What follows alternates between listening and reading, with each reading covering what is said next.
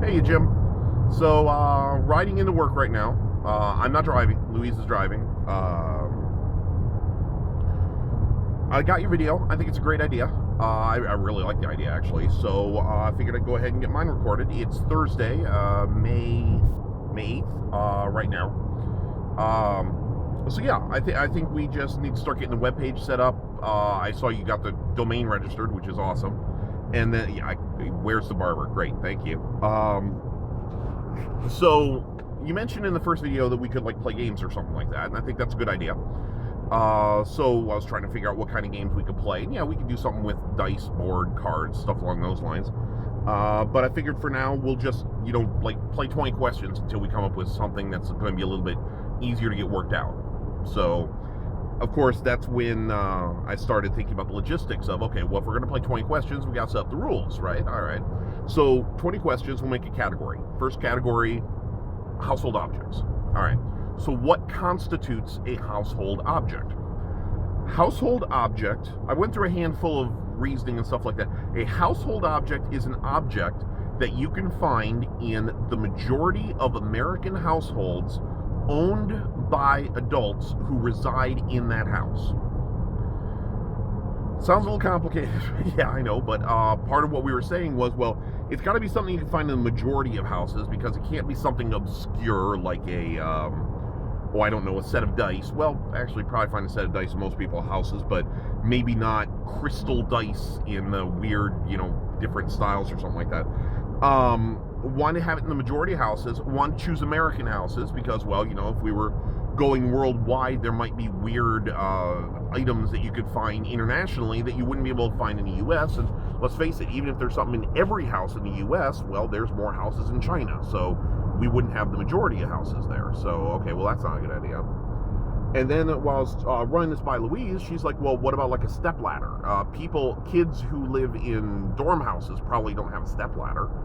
So it's like, okay, so it's items that adults would have in their house, majority of houses in the United States, and then it's got to be an item. So like water, no. Air, no. It's got to be something discrete and like singular. Well, not necessarily singular, but it's got to be a thing. So no fair picking hydrogen, because hydrogen, that's in all the houses. Okay, now that's going a little too geeky. So you get the idea what I'm trying to go at here. And then question. What is a question?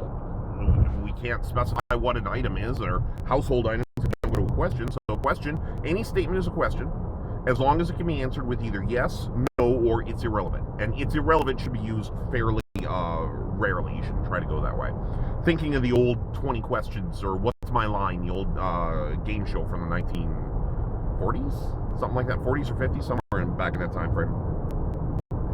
And then some people make 20 questions with sometimes. Like, okay, can I sit on it? Well, sometimes. Well, most things can be sometimes. I don't think we should use sometimes. So if the answer is that you ever could, then the answer is yes.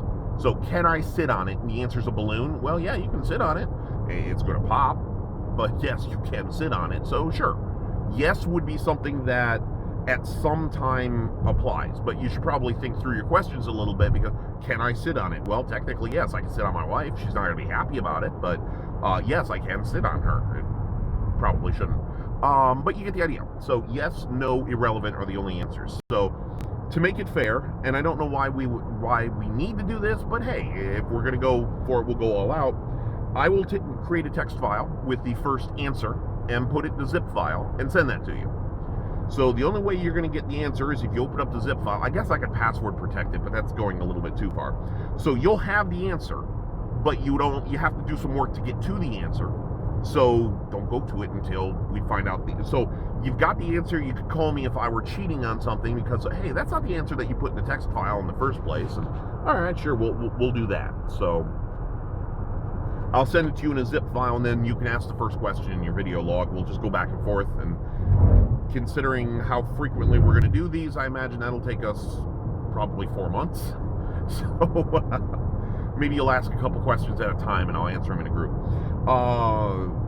Looks like you've got the webpage going. I need to take some pictures and stuff like that. Traffic is looking kind of ugly here. That's interesting. I've got game night tonight, so I'll probably try to get to some of those tomorrow.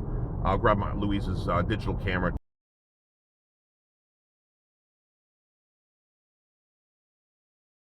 This is actually the second recording because when I took the first recording, the angle made me look like a tent, and I wasn't happy about that. So I will, thank you. I will talk at you later, Jimmy. Take it easy. Bye.